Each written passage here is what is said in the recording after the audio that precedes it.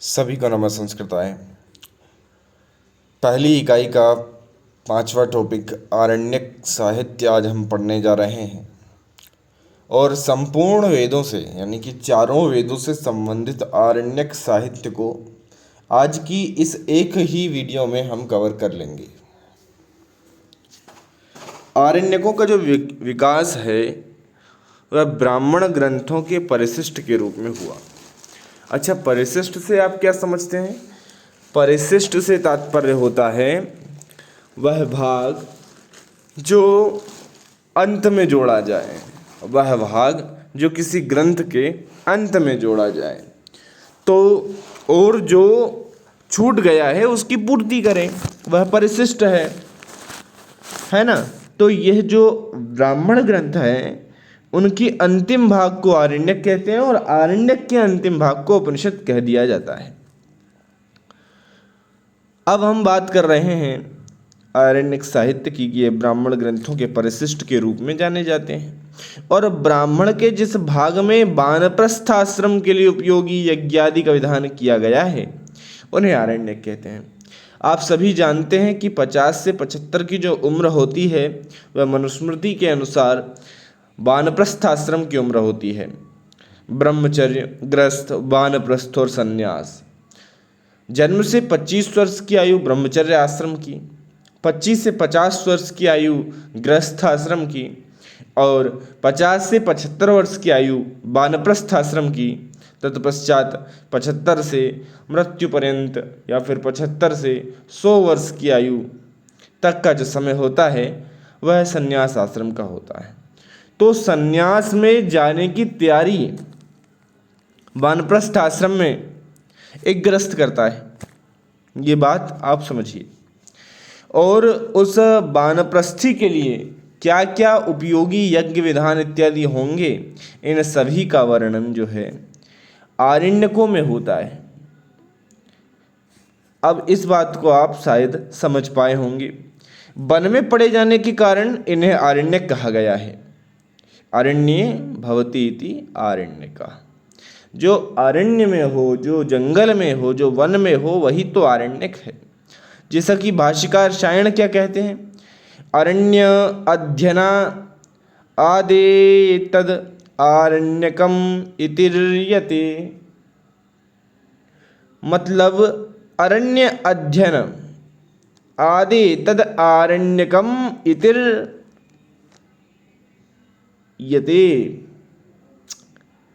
मतलब जिसका अध्ययन अरण्य में हो, जंगल में हो, वह आरण्यक कहा जाता है। अरण्ये भवम आरण्यकम, अर्थात अरण्य में होने वाले अध्ययन, अध्यापन, मनन, चिंतन, शास्त्रीय चर्चा और आध्यात्म विवेचन आरण्यक के अंतर्गत आते हैं। आरण्यकों का महत्व क्या है? आरण्यकों का महत्व जान लेते हैं कि महत्व से तात्पर्य क्या होता है। हम किसी भी चीज़ का महत्व क्यों जानते हैं? सबसे पहले प्रयोजन क्यों जानते हैं कि हम इनको पढ़ रहे हैं, उसका क्या महत्व होगा, क्या कारण होगा कि हम बीए कर रहे हैं, संस्कृत से एमए कर रहे हैं, आचार्य कर रहे हैं, शास्त्री कर रहे हैं, या फिर हम यूजीसी नेट की ही तैयारी कर रहे हैं। तो इसका महत्व क्या है? इसका महत्व ये है कि आप असिस्टेंट प्रोफेसर के लिए एलिजिबल हो पाएंगे। आप यदि पीएचडी करना चाहेंगे और जेआरएफ यदि आप कर लेते हैं क्वालिफाई, तो आपको 36 से 40 हज़ार के बीच में, 42 हज़ार के बीच में फेलोशिप मिलती है, जो कि 5 साल तक आपको मिलेगी।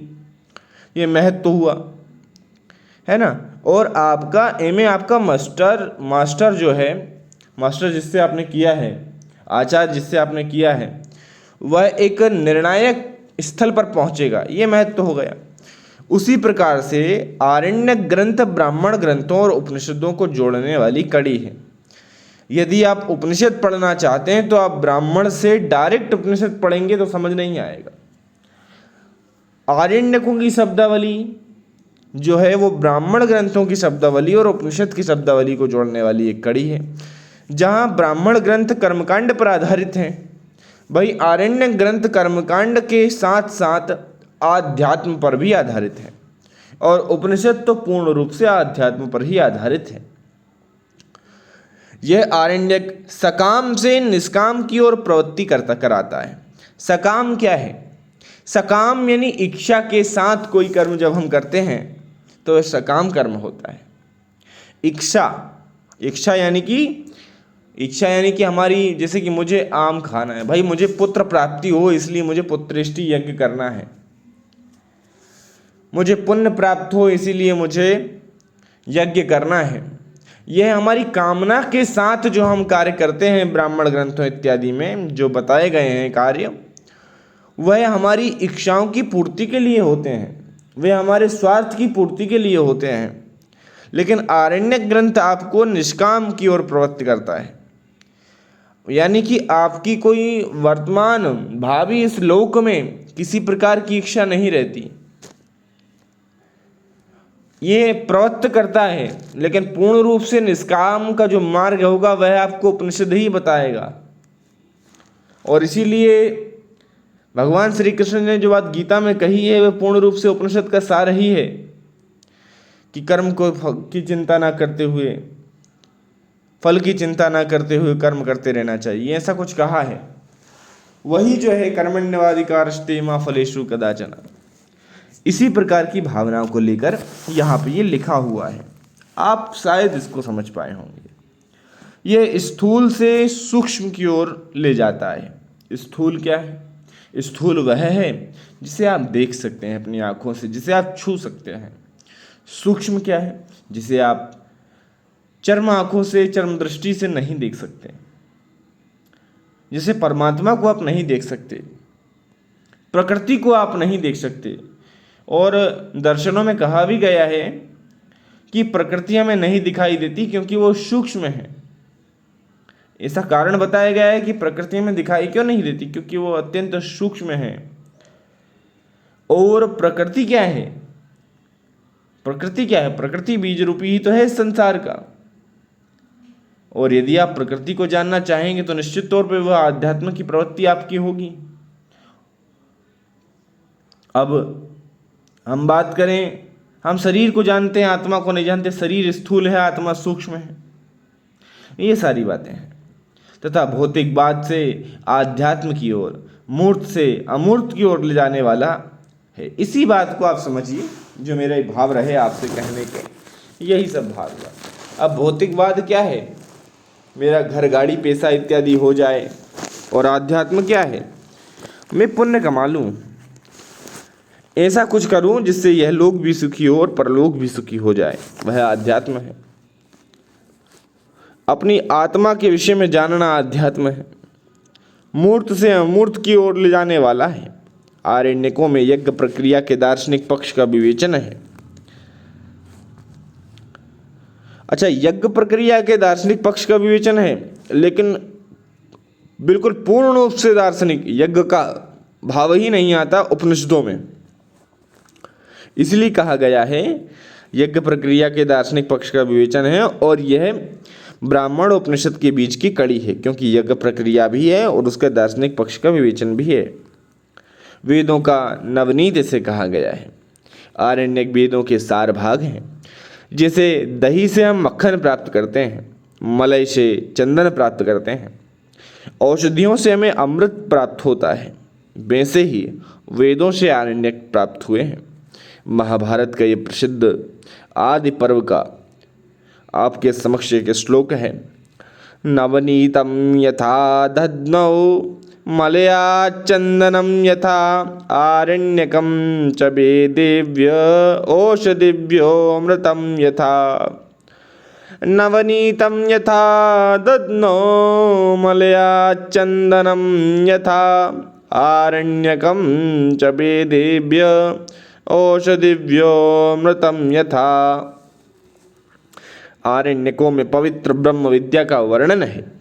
यज्ञोपवीत का सर्वप्रथम उल्लेख तैत्रीय ब्राह्मण में आता है और तैत्रीय आरण्यक में भी यज्ञोपवीत का महत्व वर्णित है। यज्ञोपवीत यानी कि जनेऊ। अच्छा, प्रश्न आ जाए कि यज्ञोपवीत का सर्वप्रथम उल्लेख किस ब्राह्मण में है, तो तैत्रीय ब्राह्मण में, तैत्रीय आरण्यक में भी यज्ञोपवीत का महत्व है। आरण्यकों में पवित्र ब्रह्म विद्या का वर्णन है। प्रवज्या का उल्लेख, घर छोड़ना प्रवज्या है। और प्रवज्या का उल्लेख कहाँ है?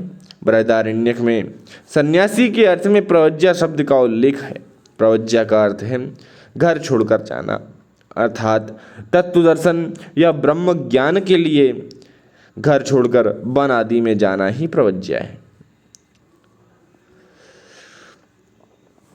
मैत्रायणी आरण्यक में भारत के चक्रवर्ती सम्राटों के नाम मिलते हैं, जिनके नाम हैं सुद्युम्न, भूरिद्युम्न, इंद्रद्युम्न, कुबलयाश्व, यौवनाश्व, ब्रदयश्व, अश्वपति, शशबिंदु, हरिश्चंद्र, अम्बरीश, ननक्तु, शर्याति, ययाति, अनरण्य, अक्षसेनादयः। ये जो है ये मैत्रायणी आरण्यक में कुछ चक्रवर्ती सम्राट हैं जिनके नाम हमें प्राप्त होते हैं। आरण्यक ग्रंथों के प्रवक्ता ऋषि आपके समक्ष हैं। ऐत्रेय ब्राह्मण के प्रवक्ता महिदास ऐत्रेय हैं और उनको ही ऐत्रेय आरण्यक का प्रवक्ता माना जाता है। आरण्यक जो है वो 1 से 3 ये आरण्यक तक है उसमें। अब एतद हस्य वै तद विद्वान आह महिदास एतरे, एतद हस्य वै तद विद्वान आह महिदास एतरे। वे जो विद्वान है उसे महिदास ऐत्रेय कहा जाता है। ऐत्रेय आरण्यक के चतुर्थ आरण्यक के प्रवक्ता आश्वलायन है, आश्वलायन माने जाते हैं। अच्छा, ये आश्वलायन नाम आपने देखा होगा कि सांख्यायन, आश्वलायन, मांडुकायन इत्यादि जो शाखाएं हैं ये ऋग्वेद से ही संबंधित हैं, तो इसका ऐत्रेय ब्राह्मण से ही संबंध हो जाएगा, क्योंकि ऐत्रेय ब्राह्मण भी ऋग्वेद से ही संबंधित हैं। और ऐत्रेय ब्राह्मण के पहले और से लेकर दूसरा और जो तीसरा आरण्यक है उसके ही प्रवक्ता ऐत्रेय महिदास हैं, और चौथे आरण्यक के जो प्रवक्ता हैं वह आश्वलायन माने जाते हैं। पंचम आरण्यक के रचयिता शौनक माने जाते हैं। ये बात आप ध्यान रखिएगा, 1 से लेकर 3 तक तो आपको मिल जाएंगे महिदास ऐत्रेय। चौथे आरण्यक मतलब जो आप अध्याय कह लीजिए इनको, चौथे अध्याय को आश्वलायन ने प्रवक्ता रहे चौथे अध्याय के, और 5वें आरण्यक के रचयिता जो हैं वह शौनक हैं। देखिए, आरण्यक तो हम उससे कह ही रहे हैं, पूरी पुस्तक से तो हम आरण्यक कह ही रहे हैं, लेकिन उन आरण्यकों के अंतर्गत जो विभाजन है उसे भी आरण्यक ही कहा गया है।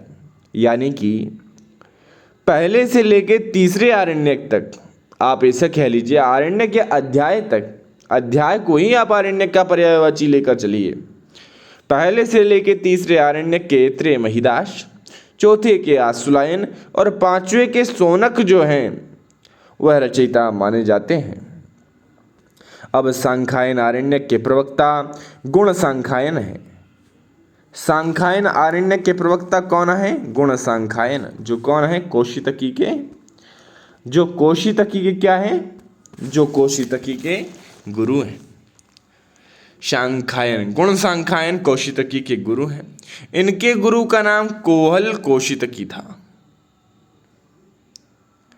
अब देखिए, कहोल कौशितकी, ये कन्फ्यूज़न हो गई। देखिए क्या कन्फ्यूज़न हो गई यहाँ? कन्फ्यूज़न मुझे ये हुआ, आपको भी ये हो सकता है, तो इसको ध्यानपूर्वक सुनिएगा। यहाँ ये गड़बड़ हुई ये लाइन में, ये बिल्कुल यहाँ सही लिखा है। अब मैं आपको बता दूँ, ये गुरु और चेलों में ही समस्या होती है। आप प्रभाकर गुरु और कुमारिल भट्ट जो हैं इनमें समस्या होती है। प्रभाकर गुरु के नाम में गुरु लगा हुआ है लेकिन वो शिष्य हैं, कुमारिल भट्ट गुरु हैं। उसी प्रकार यहाँ समस्या हुई कि गुण सांख्यायन गुरु नहीं, गुण सांख्यायन शिष्य हैं और इनके गुरु का नाम कहोल कौशितकी है। तो इसको ध्यान रखिएगा, क्षमा प्रार्थी हूँ सभी से कि एक थोड़ी सी गलत बात बोल दी। सांख्यायन आरण्यक के जो प्रवक्ता हैं वह गुण सांख्यायन हैं और गुण सांख्यायन के गुरु का नाम कहोल कौशितकी है। ठीक है, इस बात को ध्यान रखिएगा। अब बृहदारण्यक के प्रवचनकर्ता जो हैं वह महर्षि याज्ञवल्क्य है। ये संपूर्ण सतपथ ब्राह्मण के प्रवक्ता हैं। तैत्तिरीय आरण्यक कृष्ण यजुर्वेदीय आरण्यक है। शायण ने अपने भाष्य में कठ ऋषि को इसका प्रवक्ता बताया है। ऋषि आचार्य जो तित्तिर हैं वह तैत्तिरीय आरण्यक के प्रवक्ता नहीं, अपितु कठ ऋषि इस आरण्यक के प्रवक्ता बताए गए हैं सायण के अनुसार।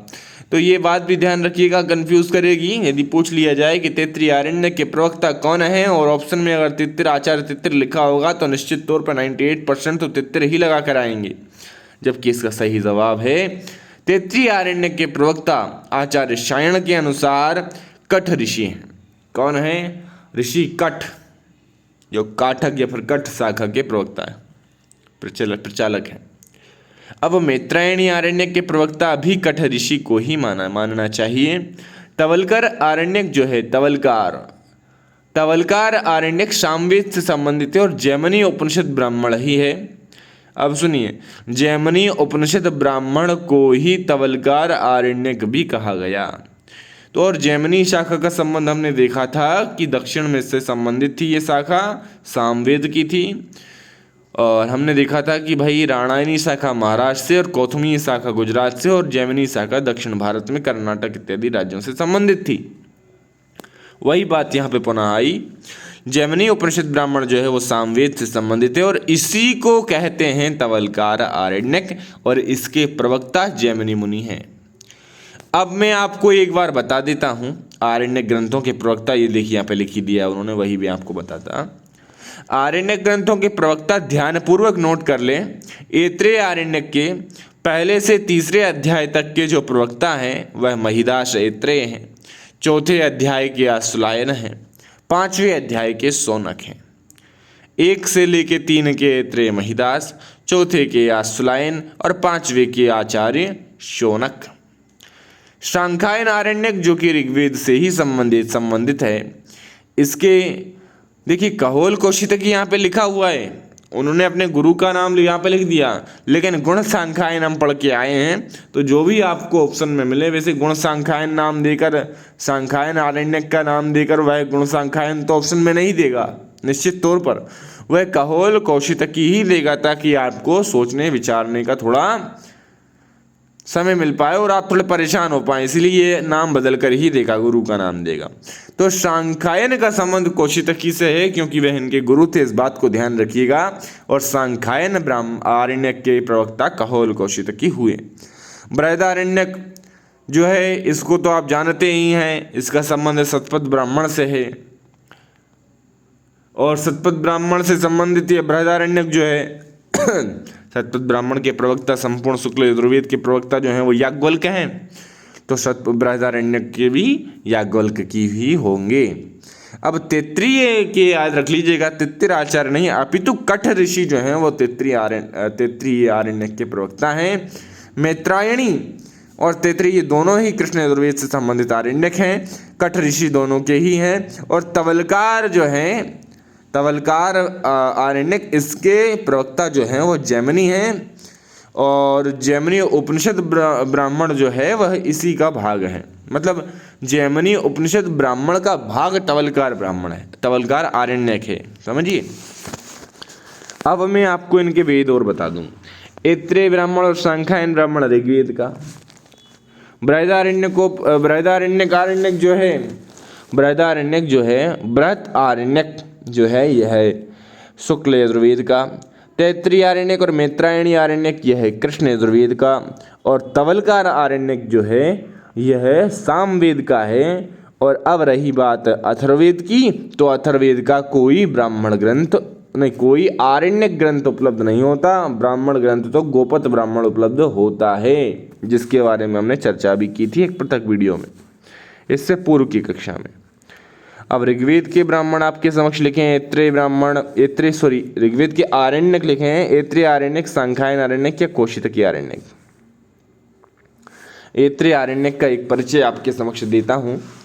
ऐत्रेय आरण्यक का परिचय, यह ऐत्रेय ब्राह्मण का ही परिशिष्ट भाग है। इसमें 5 भाग हैं और कुल 18 अध्याय हैं। कुल कितने अध्याय हैं? 18 अध्याय। और भाग कितने हैं? 5। अब इस यहाँ पर जो जानकारी, ये सटीक जानकारी है, ऊपर जो दी वो आपको एक ओवरव्यू दे दिया। अब यहाँ पर जो है इसको आप निश्चित तौर पे अपने दिमाग में बैठा सकते हैं। अब देखिए, अध्याय 1 इसमें महाव्रत का वर्णन है। अध्याय 2 इसके प्रथम 3 अध्यायों में उक्त यानी कि 3 निष्कैवल्य प्राण विद्या और पुरुष का विवेचन है। अध्याय 3 इसमें संहिता, पदपाठ, क्रमपाठ तथा स्वर और व्यंजन आदि के स्वरूप का विवेचन है। अध्याय 4 में महानामनी ऋचाओं का वर्णन है जो महाव्रत में बोली जाती हैं। अध्याय 5 में निष्कैवल्य शस्त्र मंत्रों का वर्णन है। ऐत्रेय आरण्यक में प्राण विद्या का वर्णन है। प्रज्ञा का महत्व, आत्मस्वरूप का वर्णन, वैदिक अनुष्ठान और स्त्रियों का महत्व, शास्त्रीय महत्व, आचार संहिता, नैतिकता का वर्णन है। शांखायन ब्राह्मण का परिचय, ये ओवरव्यू आपको दिया जा रहा है। जो सवाल बनने के थे वो आपको सबसे पहले बता दिए गए, उसको भी ध्यान रखिएगा और इसमें भी जो रहेगा इम्पोर्टेंट मैं आपको बताऊंगा। यह ऋग्वेदी आरण्यक है और इसमें 15 अध्याय है। सबसे पहली बात तो इस शांखायन ब्राह्मण आरण्यक का संबंध किस वेद से, तो ऋग्वेद से। ये महत्वपूर्ण प्रश्न बन जाता है, इसे छोटा प्रश्न ना समझे। अधिकतर इसी प्रकार के प्रश्न आरण्यक, उपनिषद इत्यादि से पूछे जाते हैं आप लोगों से। और इसमें 15 अध्याय हैं। 3 से लेकर 6 तक को कौशितकी उपनिषद कहते हैं, इसको ध्यान रखिएगा। शांखायन आरण्यक के 3 अध्याय से लेकर 6वें अध्याय तक को कौशितकी उपनिषद कहते हैं और 7वें से 8वें अध्याय को संहितोपनिषद कहते हैं। 9वें में इसमें प्राण विद्या की श्रेष्ठता का वर्णन है। 10वें में आध्यात्मिक अग्निहोत्र का सांगोपांग वर्णन है। 11वें में मृत्यु के निराकरण के लिए एक विशेष याग का विधान है। 12वें में समृद्धि के लिए बिल्व यानी बेल के फल में से एक मणि बनाने का वर्णन है। 13वां जो अध्याय है इसमें श्रवण, मनन आदि के लिए शरीर शुद्धि, तपस्या, श्रद्धा और दम आदि की आवश्यकता का वर्णन है। 14वें में अहम ब्रह्मास्मि और वेदों के अर्थ ज्ञान का महत्व बताया गया है। 15वें में आचार्यों की वंश परंपरा दी गई है। कौशितकी शांखायन के गुरु हैं, इस बात को पुनः ध्यान रखिएगा। बृहदारण्यक का सामान्य परिचय, यह शुक्ल यजुर्वेदी आरण्यक है।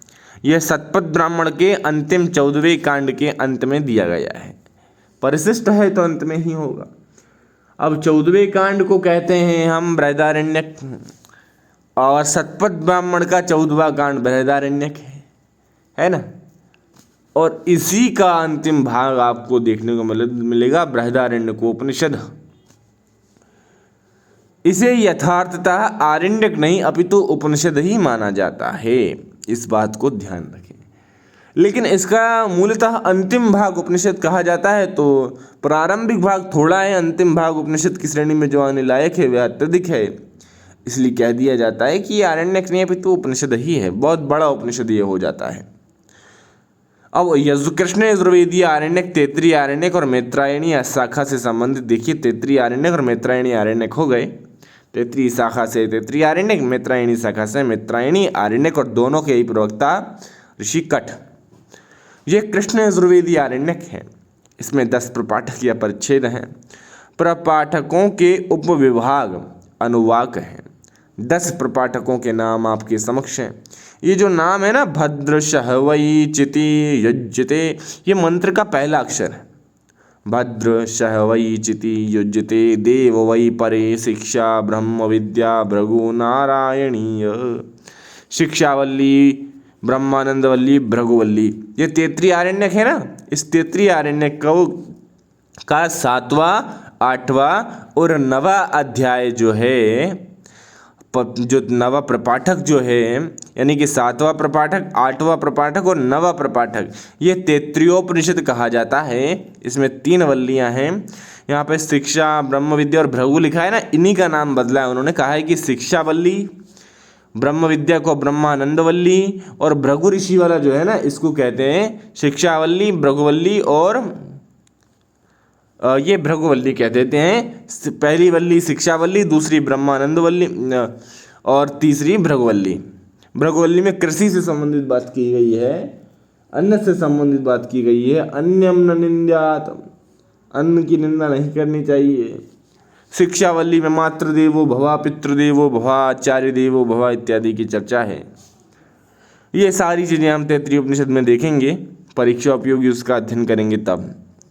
अच्छा, और इसका 10वां प्रपाठक जो है वो महानारायणोपनिषद कहा जाता है। नारायणी लिखा है ना, महानारायणोपनिषद इसको कहते हैं। तो आप इस बात को ध्यान रखिएगा, आगे जब हम उपनिषद पढ़ेंगे तो आपको ये समझ आएगा कि 7वां 8वां और 9वां जो अध्याय प्रपाठक है वह तैत्तिरीय उपनिषद कहा जाता है। इसमें कुल 10 प्रपाठक हैं। प्रथम प्रपाठक भद्रम कर्णे भी मंत्र से प्रारंभ हुआ, अतः इस प्रपाठक का नाम भद्र है और इसी प्रकार अन्य सबका आपको समझना चाहिए। तैत्तिरीय आरण्यक का वर्ण विषय आपके समक्ष है। पहले में इसमें आरुण और केतुक नामक अग्नि की उपासना और तदर्थ इष्टि का चयन का वर्णन है। प्रपाठक 2 में स्वाध्याय और पंच महायज्ञों का वर्णन है। प्रपाठक 3 में चातुर्होत्र चिति से संबद्ध मंत्र हैं। प्रपाठक 4 में प्रवर्ग होम से संबद्ध मंत्र हैं। प्रपाठक 5 में यज्ञ संबंधी कतिपय संकेत दिए गए हैं। प्रपाठक 6 में पितृमेध संबंधी मंत्रों का संकलन है और इसमें ऋग्वेद के भी मंत्र दिए गए हैं। 7वें से 8वां यह जो है 7वां 8वां और 9वां यह तैत्तिरीय उपनिषद कहा जाता है और 10वां प्रपाठक महानारायणी उपनिषद है। इसे खिलकांड भी कहते हैं।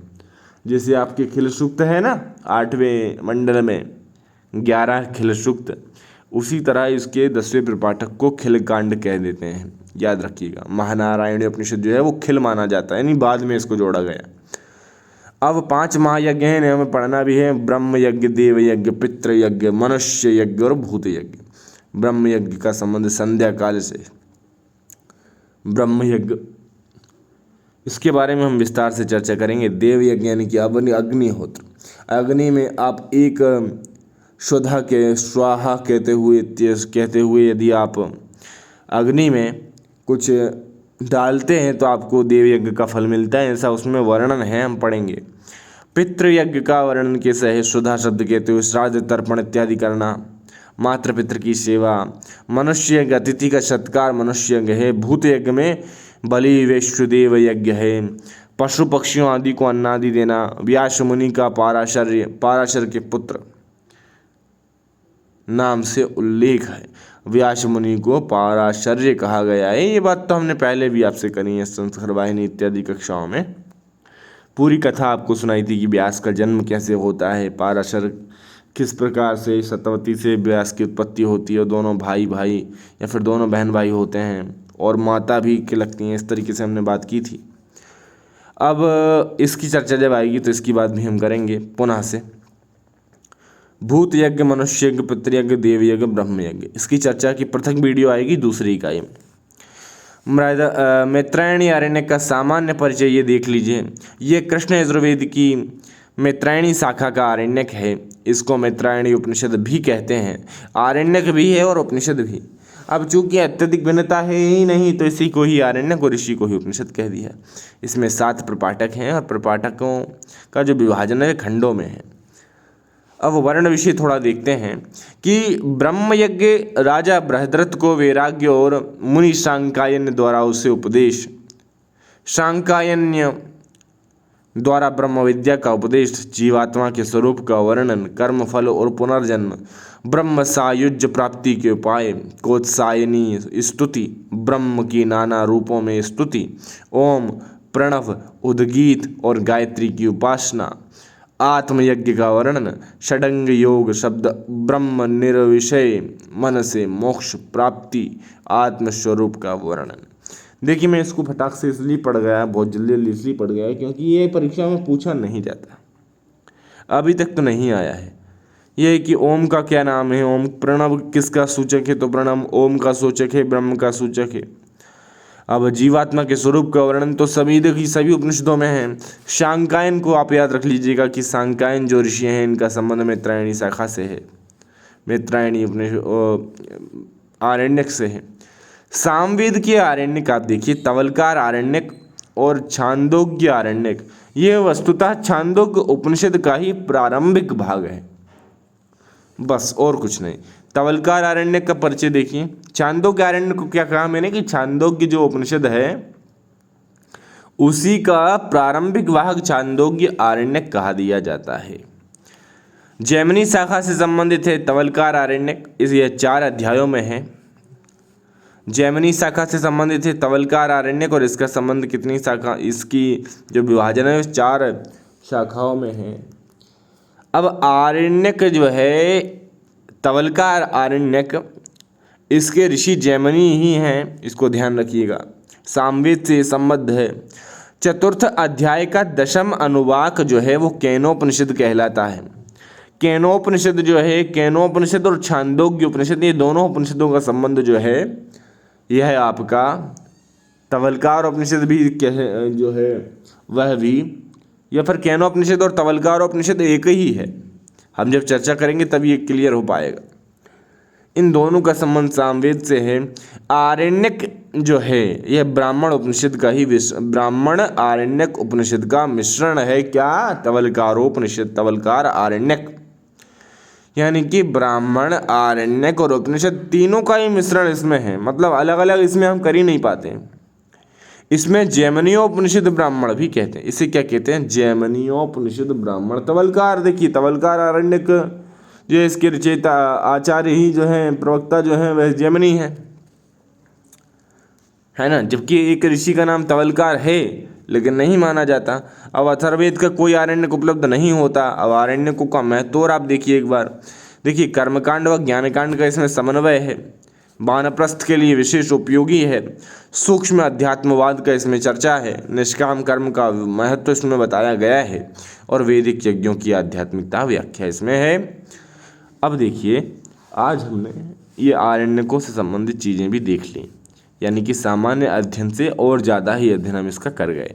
सामान्य अध्ययन से तात्पर्य बस यही है, कितने प्रपाठक हैं, कितने आरण्यक हैं, कौन से वेद का आरण्यक कौन सा है, किस आरण्यक में से किस आरण्यक का कौन सा भाग उपनिषद कहलाता है, प्रवक्ता ऋषि कौन है, यह अत्यधिक महत्वपूर्ण है।